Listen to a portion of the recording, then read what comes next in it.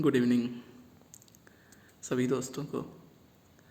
मेरे पिछले वीडियोस में कुछ दोस्तों ने कमेंट किया कि भाई ऐसा क्या हो गया, HSBT को इतना ज़्यादा ये कर रहे हो और इतने डिप्रेशन में जा रहे हो, काफ़ी भावुक दिख रहे हो, ऐसा क्या हो गया है, क्या ऐसा प्रॉब्लम हो गया है, सुसाइड दिस डैट। जो भी मैंने उस वीडियो में कहा था उस चीज़ पे काफ़ी दोस्तों ने कमेंट किया, मुझे कॉल किया और बताया कि भाई ऐसा क्या हो गया है आपके साथ जो आप इतने HSBT को ये कर रहे हो।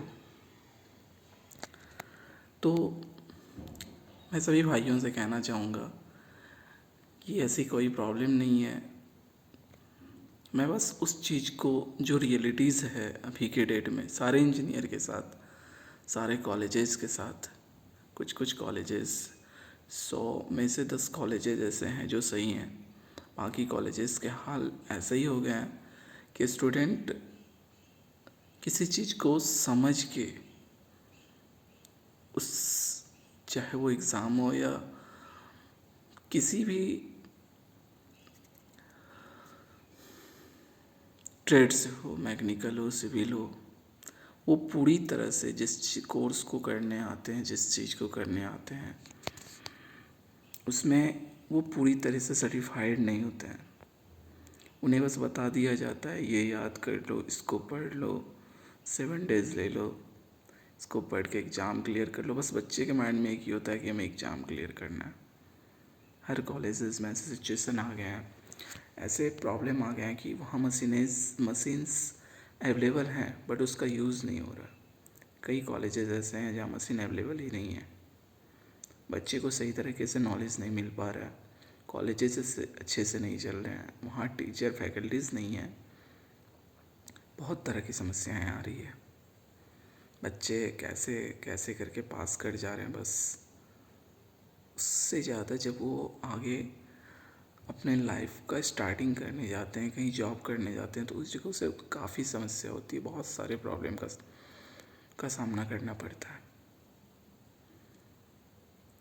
फिर उन्हें अपने आप में ये लगता है कि उनके पास तो बस एक ही सिचुएशन, एक ही चीज़ रहता है कि हमने डिप्लोमा क्लियर कर लिया, हमने इंजीनियरिंग क्लियर कर लिया, फिर भी मेरे साथ ऐसा क्यों प्रॉब्लम आ रहा है। तो मेन मुद्दा यही है, मेन बात यही है कि जो चीज़ हम करने आते हैं उस चीज़ में सही तरीके से सर्टिफाइड नहीं हो पाते हैं, सर्टिफाइड नहीं हो पाते हैं, और हम उस चीज़ को, उस नॉलेज को सही से गेन नहीं कर पाते हैं।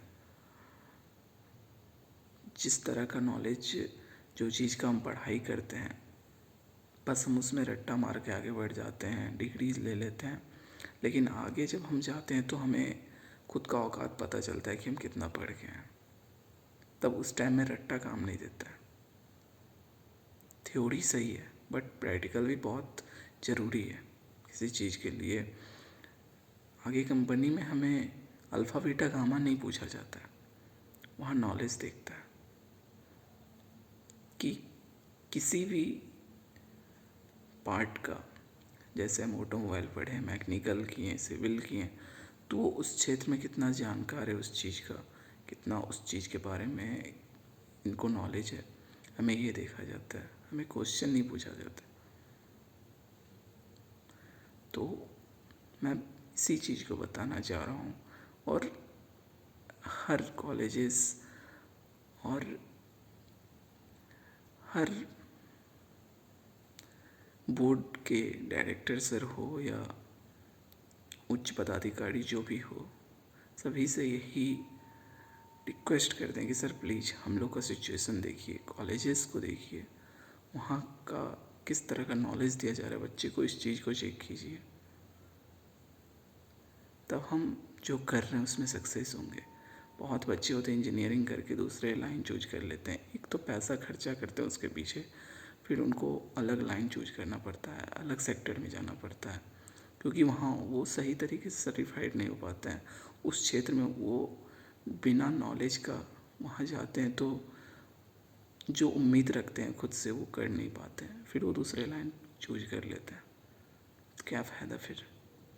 तो बस हम यही चीज़ को बोलना चाह रहे हैं कि सर हम लोग की प्रॉब्लम को देखा जाए, हम लोग सही के इंजीनियर बने, नॉलेज वाले इंजीनियर बने, डेवलप करें, देश के लिए काम करें, ऐसा नॉलेज दिया जाए हम लोग को। हम लोग टेढ़ी लेके घूमते रहे, ऐसा नॉलेज नहीं दिया जाए। बस यही कहना चाहते थे। Thank you so much.